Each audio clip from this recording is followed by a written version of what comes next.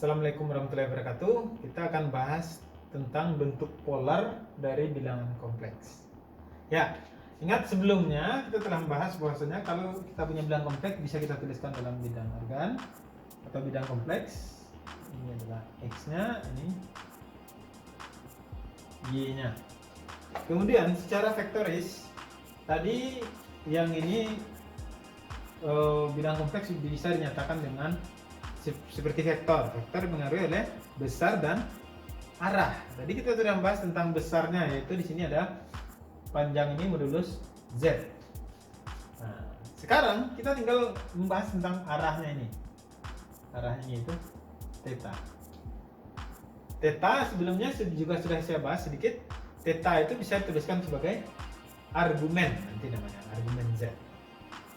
Ya, sekarang perhatikan theta-nya di sana, berarti yang bagian depan ini berapa tingginya? Ini adalah Y, yang ini ke sini X.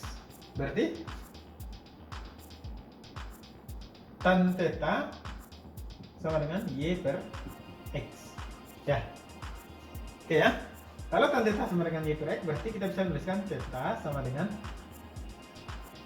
arcus tan atau tan inverse dari Y per X. Oke. Jadi kita sudah punya nilai dari theta tan inverse dari Y per X. Ya. Selanjutnya, theta ini sudut ini pada bidang kompleks, theta ini dikenal dengan argumen. Oke, argumen ya. Atau disimbolkan, dituliskan dengan argumen dari Z. Ya. Jadi ini argumen dari Z ini sama dengan theta. Jadi kita punya argumen Z sama dengan tan inverse Y per X. Ya, sekarang tan inverse dari Y per X, misalnya saja sebuah nilai dari ini. Misalnya tan inverse dari 1 misalnya. Ya, misalnya perhatikan untuk kasus tan inverse dari 1 gimana? Tan inverse dari 1. Tan inverse dari 1 itu berapa saja? Bisa saja 45 derajat. Oke? Kemudian bisa juga di kuadran berapa lagi tan yang positif? Di kuadran ketiga, yaitu 225 derajat. Berapa lagi? Putar lagi, tambah ini 360, 405 derajat dan seterusnya. Jadi yang mana nilai argumen Z gitu. Ya. Jadi nilai dari argumen Z ya semuanya. Ya. Argumen Z itu semuanya. Jadi di sini kita buatkan, kalau itu kita membuatkan argumen Z itu semuanya gitu. Kita lihat dari contoh yang untuk lebih detailnya. Contoh. Misalnya saya punya Z yang sama dengan akar 3 ditambah I.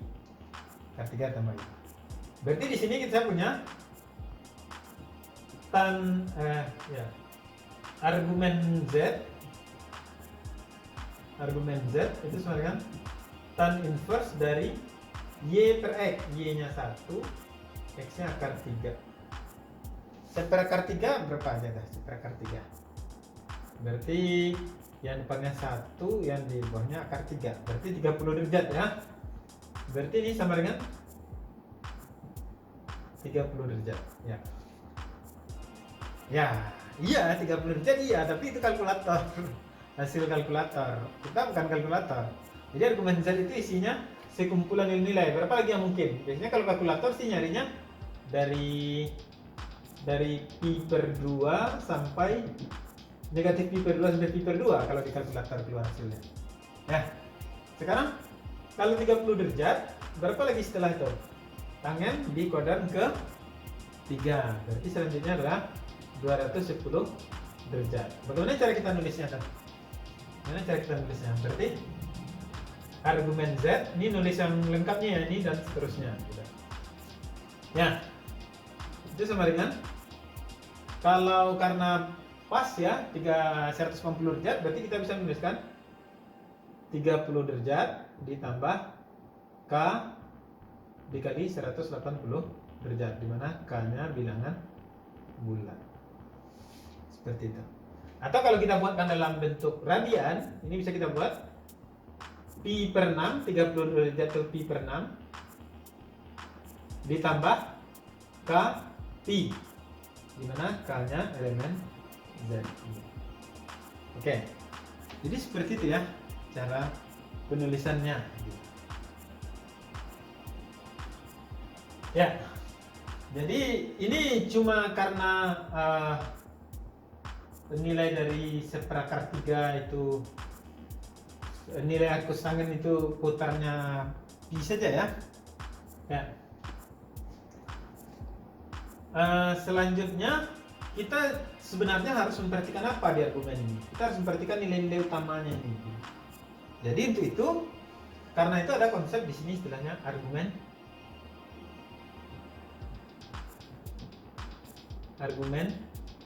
utama. Argumen utama, tadi ada argumen, terus sekarang ada argumen utama. Apa bedanya? Pertama dari simbol. Argumen utama disimbolkan dengan A besar, argumen. Ya. Kemudian apa lagi? Nilai argumen utama itu, argumen Z itu diantara negatif pi sampai pi. Nah, jadi nilainya diantara negatif pi sampai pi. Jadi harus ada satu yang tidak masuk ya, dari negatif pi sampai pi.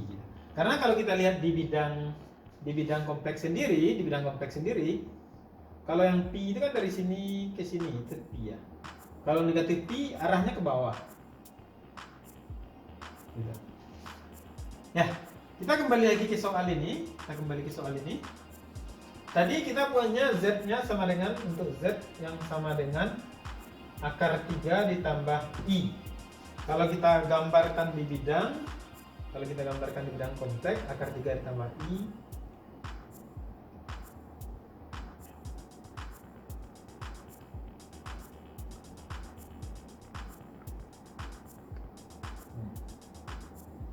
misalnya di sini ya, akar 3 ditambah I, berarti yang ini.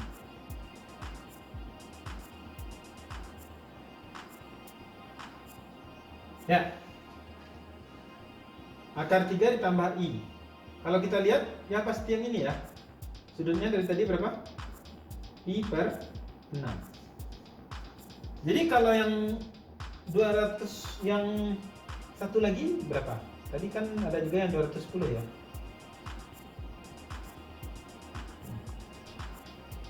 Ini yang pi per 6 atau 30 derajat. Kalau yang 210 derajat yang mana? Ini ya, ini 210 derajat. Ternyata 210 derajat itu adalah negatif akar 3 dikurang I. Karena di sini negatif I, di sininya negatif akar 3. Jadi bagaimana? Jadi kita tidak bisa menentukan nilai argumen hanya dari nilai arcus tangnya saja. Hati-hati gitu. Jadi yang ini, yang kita bahas sebelumnya ini salah jadinya. Yang benarnya cuma 30 derajat. Ya, oke ya. 30 derajat, kemudian baru kita tambah 360, berarti 390 derajat. Tambah lagi 350 derajat, tambah lagi 360 dan seterusnya.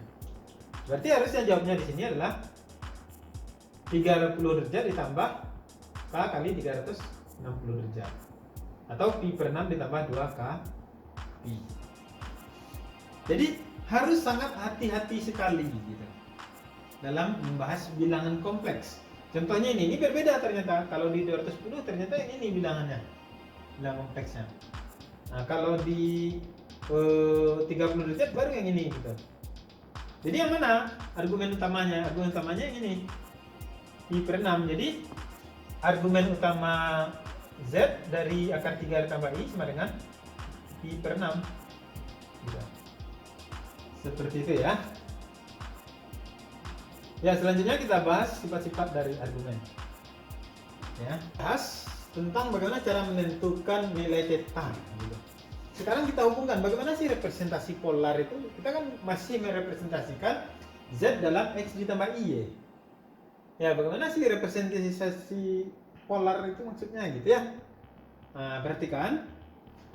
Kalau di sini modulus Z ini nanti kita simbolkan dengan R saja, R. Oke ya. Modulus Z-nya sama dengan R. Berarti yang ini berapa panjangnya? Secara dengan konsep trigonometri, panjang ini adalah R cos theta. Yang ini berapa panjangnya? R sin theta. Jadi yang R cos theta ini kan sama dengan X. R sin theta sama dengan Y. Berarti Z yang tadinya sama dengan X ditambah Y bisa kita tuliskan dengan Z-nya R cos theta ditambah I R sin theta. Atau bisa kita tulis lebih sederhana lagi, R dalam kurung cos theta ditambah I sin theta. Oke.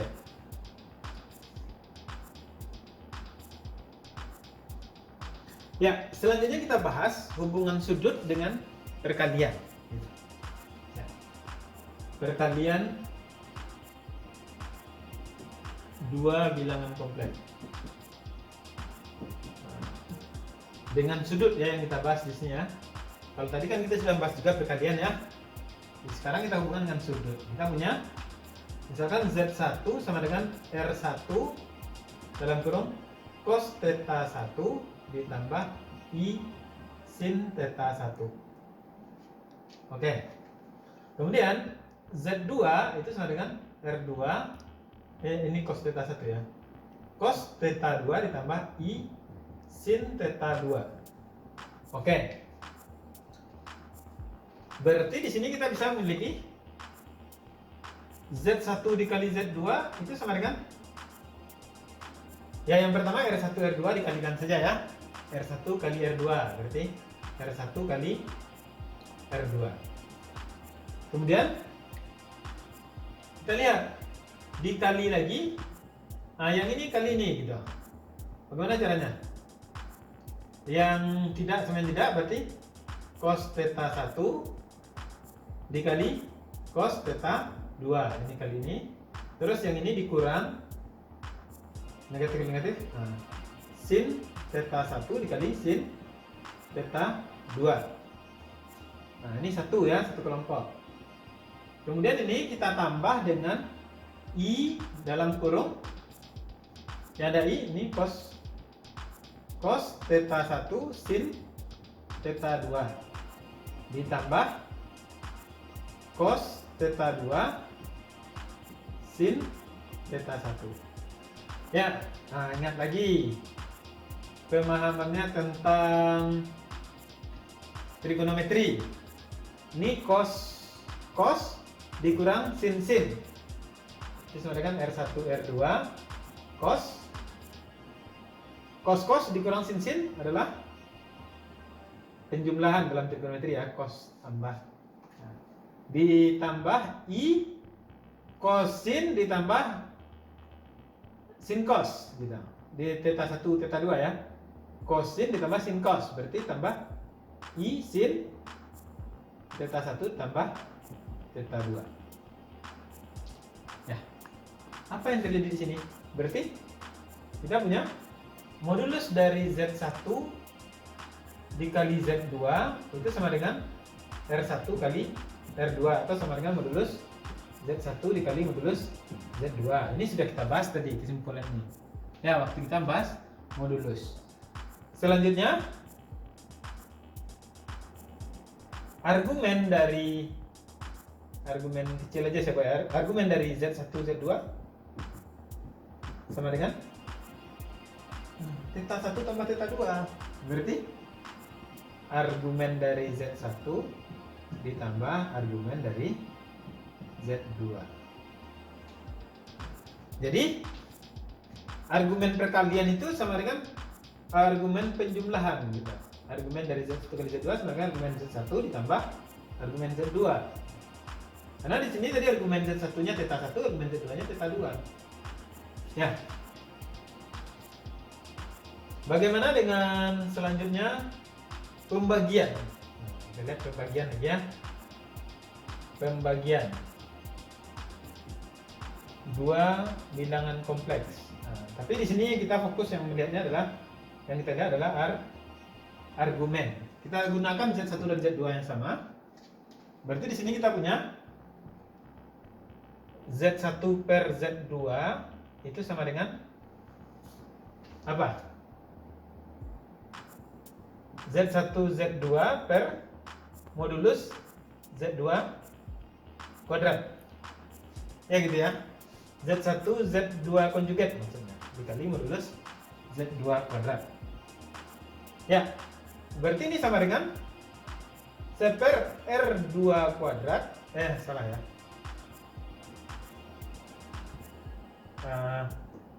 Ya. R1 R2 dibagi R2 kuadrat. Nah, gitu ya, dikali dalam kurung di sini. Kita lihat di sini. Kalau Z konjugat itu bagaimana sih argumennya? Gitu ya. Nah, bagaimana argumen dari Z konjugat? Nah, ini belum kita bahas sebelumnya ya. Sekarang kita lihat argumen dari Z konjugat terlebih dahulu sebelum kita membahas ini. Nah, bagaimana dengan argumen Z konjugat? Sekarang kita lihat secara geometris konjugat itu seperti apa. Nah, berarti ini misalnya ini Z sama dengan X ditambah IY. Berarti konjugatnya apa? Konjugatnya di sininya letak X. Nah, di sini dia. Z sama dengan X dikurang Y. Kalau tadi argumen ini adalah theta, berarti argumen yang ini negatif theta. Berarti kalau kita punya Z, berarti kita punya di sini hubungan bisa kita buatkan kalau argumen dari Z konjugat sama dengan negatif argumen Z.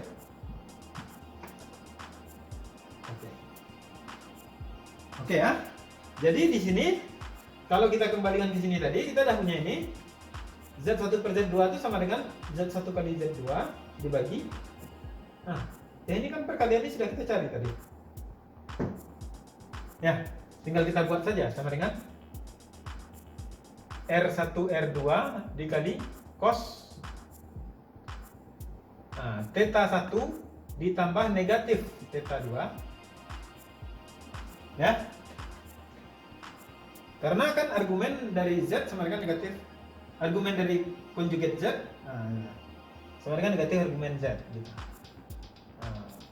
Ditambah I sin θ1 ditambah negatif θ2 dibagi R2 kuadrat. Berarti bisa kita buat di sini ini sama dengan R1 per R2 dikali cos θ1 dikurang θ2 ditambah I sin θ1 dikurang θ2. Dari sini apa yang kita miliki? Dari sini apa yang kita miliki? Berarti argumen dari Z1 per Z2 itu sama dengan argumen Z1 dikurang argumen Z2. Oke. Ini kesimpulan kita yang kedua. Oke ya. Jadi kita punya dua hubungan itu. Ya. Selanjutnya kita bahas bagaimana dengan perpangkatan bilangan kompleks gitu. Dengan argumen bagaimana hubungannya gitu ya. Nah, perpangkatan dan argumen ya. Perpangkatan dan argumen. Nah, sini perpangkatan bilangan bulat ya. Kita lihat yang pertama, kalau kita punya Z yang sama dengan R cos theta ditambah I sin theta, berarti kita punya Z kuadrat sama dengan, kalau kita gunakan rumus ini, R1 R2, R1 sama dengan R2, berarti R kuadrat theta 1 tambah theta 2, mana dia? Theta 1 tambah theta 2, theta 1 sama dengan theta 2, berarti cos 2 theta ditambah I sin 2 theta. Ya, kalau Z pangkat 3 bagaimana? Ini bisa kita tulis Z kuadrat dikali Z. Z kuadrat, R-nya R kuadrat, ini R-nya R, berarti jadi R pangkat 3. Cos Z kuadrat 2 theta, ini Z theta, berarti 2 theta tambah theta 3 theta ditambah I sin 3 theta. Oke. Ya, begitu seterusnya. Berarti bisa kita simpulkan kalau Z pangkat K nanti untuk K bilang bulat ini sama dengan R pangkat K dikali cos 3K cos K theta ditambah I sin K theta. Ya, jadi seperti ini. Selanjutnya bagaimana kalau pangkat negatif? Nah, sekarang kita pertanyakan pula, kalau Z pangkat negatif 1 bagaimana? Z pangkat negatif 1 bisa kita buat 1 per Z. Kalau 1 itu tetanya berapa? 0 ya. Kalau 1 itu tetanya 0. Berarti ini bisa kita buat sama dengan, tentu R-nya 1 per R plus 1 per R dikali cos 0 dikurang theta ditambah I sin 0 dikurang theta. Berarti bisa kita buat Z pangkat negatif 1 itu sama dengan R pangkat negatif 1 dikali cos min theta ditambah I sin min theta. Ya, jadi kalau pangkat negatifnya dibesar-besarkan, Z pangkat negatif K, ya berarti tinggal buat R pangkat negatif K dikali cos negatif K theta ditambah I sin negatif K theta. Oke. Nah, jadi seperti itu ya yang berlaku.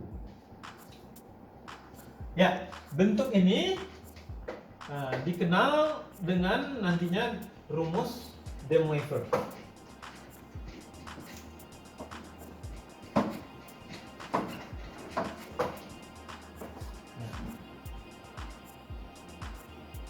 Aturan de Moivre.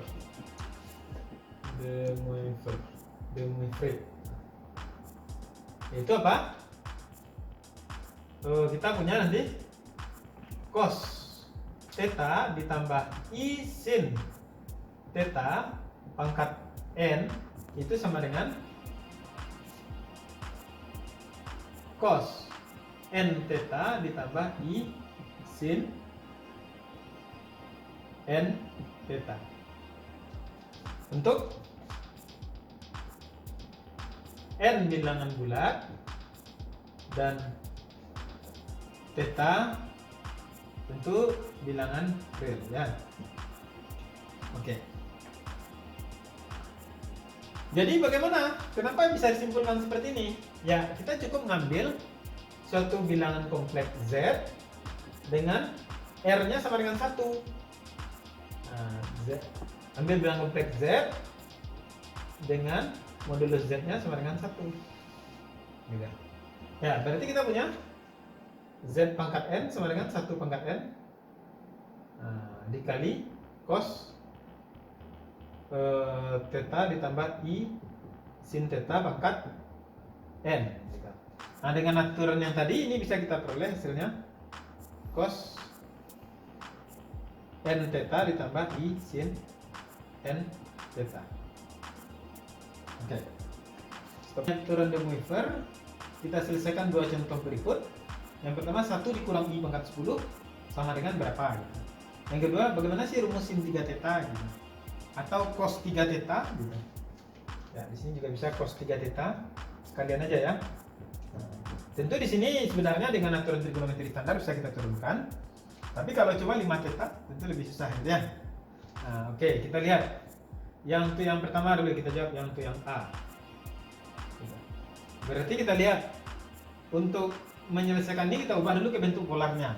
Berarti yang pertama kita butuh R sama dengan akar dari 1 kuadrat ditambah negatif 1 kuadrat sama dengan akar 2. Kemudian kita lihat tetanya sama dengan tan inverse dari min 1 per 1 sama dengan, kita lihat yang negatif 1. Yang negatif itu bagian Y. Berarti yang dimana dari kuadran ke Y-nya negatif, X-nya positif, di kuadran ke 4. Berarti ini sama dengan negatif 45 derajat. Kalau ragu, gambar saja gitu, mudah ya. 1 min 1 kita gambar gitu. Nah, X-nya 1, Y-nya min 1. Berarti di kuadran 4 ya. Gitu. Sudutnya ambil yang ini argumen utama. Oke ya? Negatif 45 derajat. Berarti di sini kita punya, kalau kita cari 1 dikurang I pangkat 10, berarti kita punya 1 dikurang I pangkat 10 bisa kita tulis dengan akar 2 dikali cos negatif 45 derajat ditambah I sin negatif 45 derajat. Ini pangkat 10, semuanya dipangkatkan 10. Berarti sama dengan 2 pangkat 5 dikali akar 2 pangkat 10, 2 pangkat 5 dikali. Nah, dengan aturan De Moivre tinggal kali 10 di sininya ya. Ini kan n theta. Ya. Dalam kurung cos negatif 450 derajat ditambah I sin negatif 450 derajat. Ya. Kalau 450 itu kelipatan 90 ya. Nah, 90 360 90 berarti setara dengan 90. Sama dengan 2 pangkat 5 dikali cos dari 90 derajat 0 ya, ditambah sin dari negatif 90 derajat karena dia pakai negatif, berarti negatif 90 derajat negatif 1. Berarti ini sama dengan 32 I. Oke. Kita dapatkan 32 I. Ya. Nah, bagaimana dengan yang dua ini lagi? Nah, untuk kasus selanjutnya ya, kita lihat ya. Cos 3 theta ditambah I sin 3 theta. Ya. Sebenarnya itu langsung aja ya, De Moivre-nya kelihatan. Sebenarnya itu tidak terlalu susah, tapi agar De Moivre-nya kelihatan saja. Yang tunjuk yang nomor 2, perhatikan cos theta ditambah I sin theta pangkat 3. Kalau itu pangkat 3 berarti dia akan sama dengan cos 3 theta ditambah I sin 3 theta.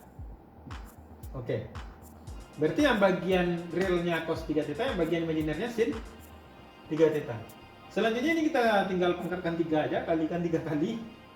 Berarti cos theta ditambah I sin theta kuadrat sama dengan, susah ini dia ya, cos kuadrat theta dikurang sin kuadrat theta ditambah I 2 atau 2I sin theta cos theta.